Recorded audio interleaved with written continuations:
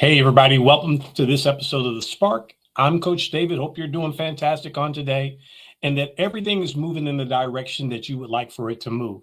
Remember, you are the architect of your life. That means you get to design, build, and live the life that you desire.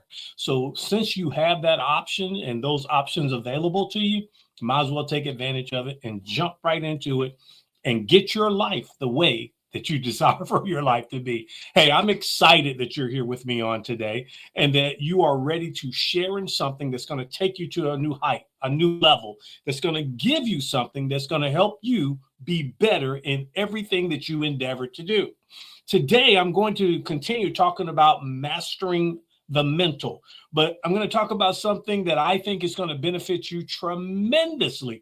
Let me give you a scenario.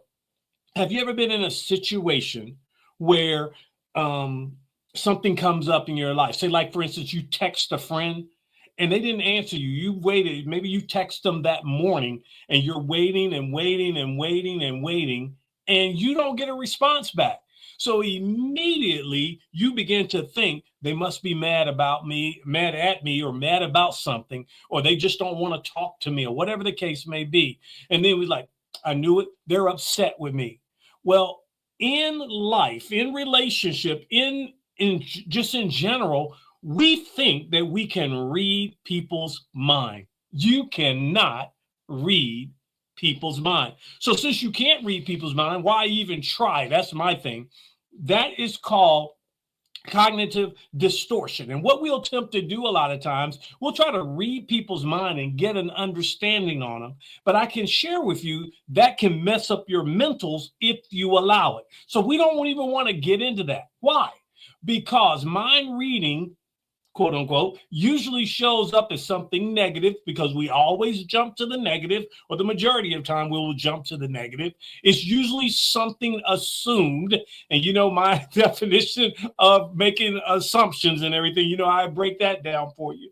And then the third thing is, and most importantly, it's unverified. It's unverified. So your mind reading, you're going in and you're mind reading somebody that you cannot read their mind, first of all. And then second of all, it doesn't strengthen or help you. So I want to help you on today with something. And I want to get you to understand you can't read their mind. So don't even try to read their mind. There's a better way to get this accomplished. And by the time that we're finished here on today, I'm going to help you with that. Now, I went and looked because I had to make sure there is no scientific proof that one person can read another person's mind.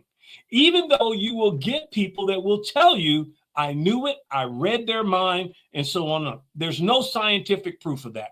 And so because of that, what I did, I said, okay, well, then what is it? Why do we believe, or why do we choose to believe that we can read somebody's mind?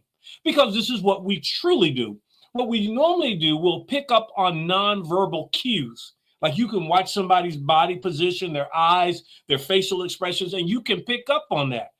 And also another thing that we'll do, we'll use what is known as social intuition. In other words, this is, socially accepted. This is socially the way it is. And so because of that, I believe that this is what I'm reading their mind because of this.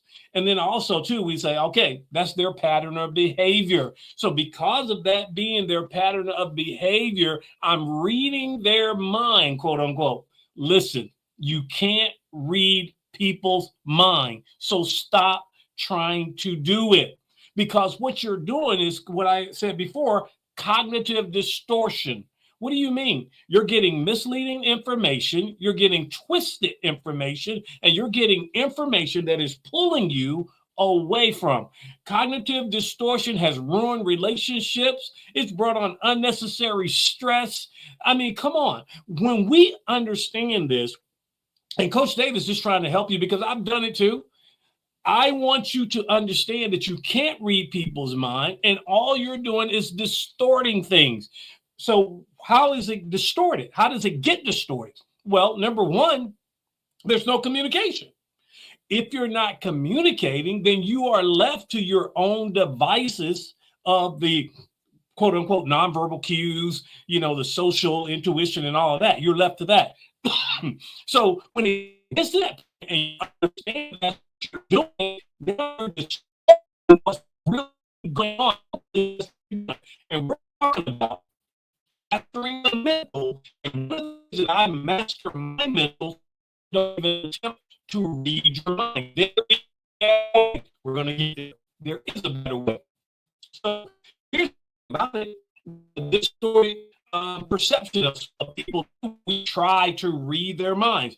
And a lot of times reading people's mind is based on our very own fear and insecurities. So what we want to do, we got to give a reason to everything. We got to have, this is why it happened. This is why it occurred. This is what's going on. And so what we're really doing, we're just distorting a whole lot of things. And then there's the negative impact that comes with trying to read people's mind. What negative impact? Well, first of all, you come to false conclusions. Okay, they're false. Remember before, it's unverified and it's probably false. It's negative. So I understand false conclusion. Then it brings up a certain anxiety, a certain self-doubt. Just like I use the example of the text message. I text my friend, they did not respond back. So now I have this anxiety of what's going on. Then I have this self-doubt of they must be mad at me about something. They must be upset with me about something. That leads to the next one, relationship strain. When you take mind reading and you think you can read somebody's mind, there is a negative impact of relationship strain. Why? Because you're thinking this way. I think this, I think that, I think this, I believe that. And what you do because of that, it puts a relationship there. And so we have to understand the negative impact of relationship could be hurting my relationship by the way that I'm thinking. So I have to be very careful of the way I think, because remember, however I think, that's how I am. So with that being said, we also understand this is another negative, a big negative impact is I could be missing out on some great opportunities. I'm reading my boss's mind and I'm missing out on opportunities for me to communicate, for me to learn, for me to grow. Those negative impacts, that's what you want to rid yourself of, and you do not want to attempt to do mind reading. I'll say it again. You cannot read people's mind, so why try? Well, David, you leave me in a pretty bad situation here, Coach, because here's what's going on. Coach, I know something's up. I know something's wrong. I know there's something going on. And though I may be a little distorted, I still know something's going on. Well, let's ask this question then. How can I overcome mind reading and eliminate all of this cognitive distortion? How can I do that? Here's the good stuff. Number one, don't assume, ask. What? That sounds really simple. Remember, what happens when you assume, when you make assumptions? Don't do that. Ask. Use open communication to clarify your thoughts and to clarify other people's thoughts, to clarify your intentions and to clarify other people's intention. When you ask, you get answers, you get information, you get communication.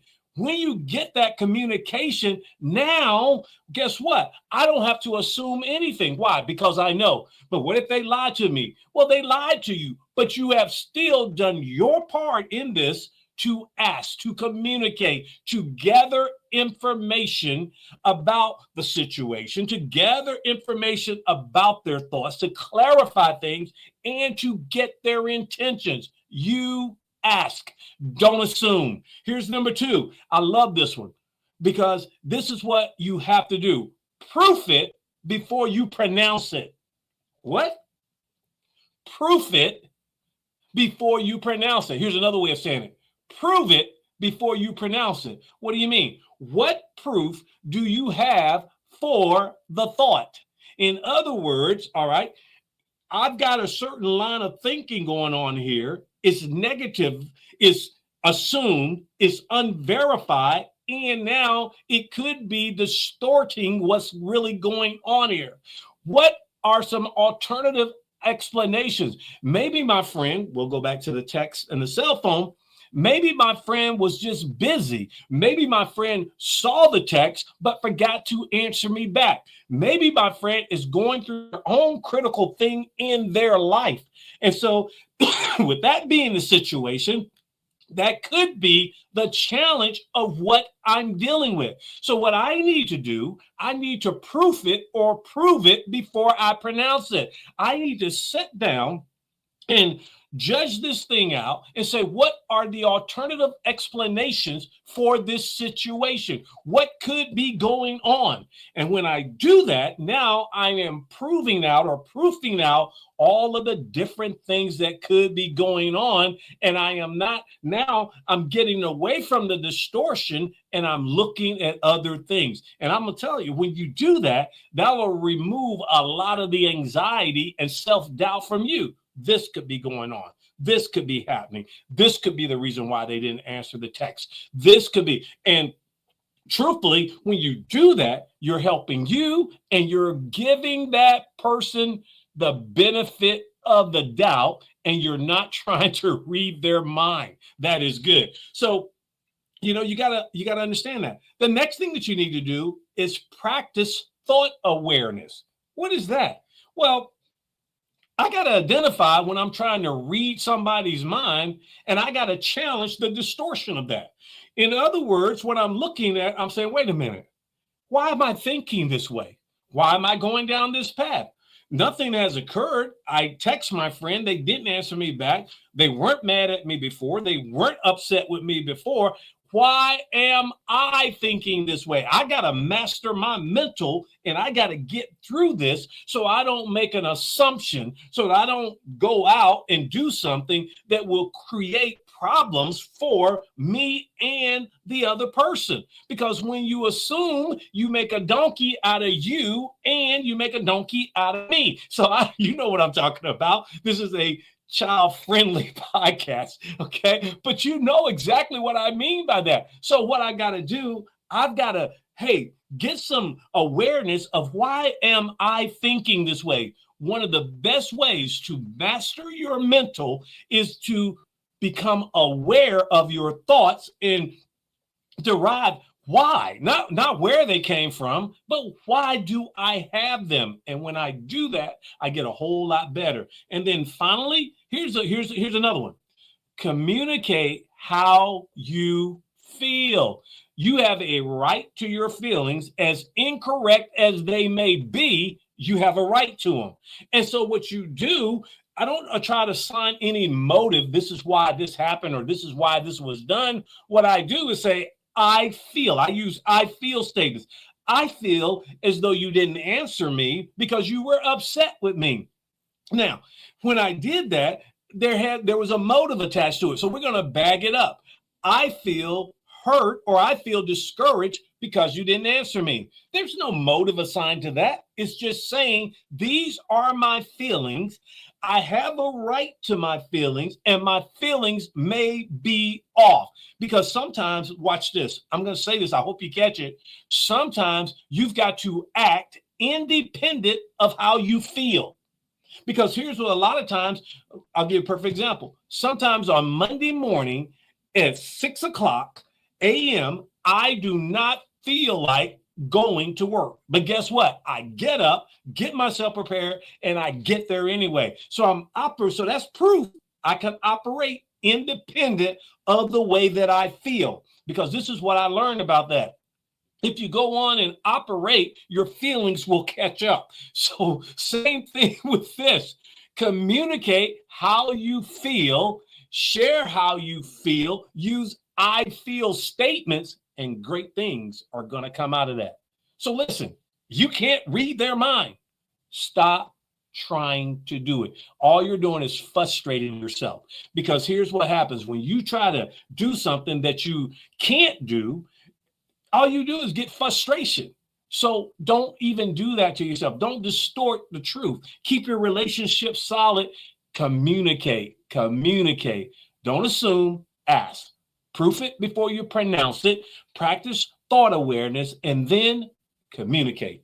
And if you'll do those things, you'll overcome all of this mind reading and cognitive distortion, and you'll be much better because of it. Listen, I hope this has helped you on today.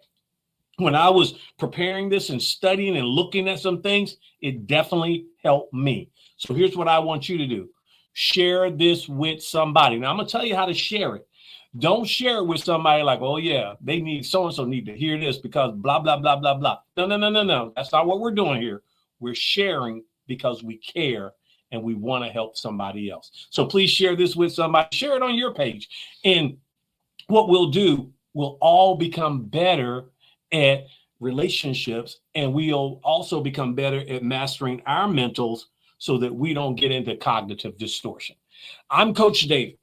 I'm going to leave you with that on this week. I hope you have a great week all week long. If you practice not trying to read people's mind, I promise you, your week will be a whole lot better. But until the next time, remember this right here. You are the architect of your life. I'm Coach David. I believe in you. I will see you on next week. Bye.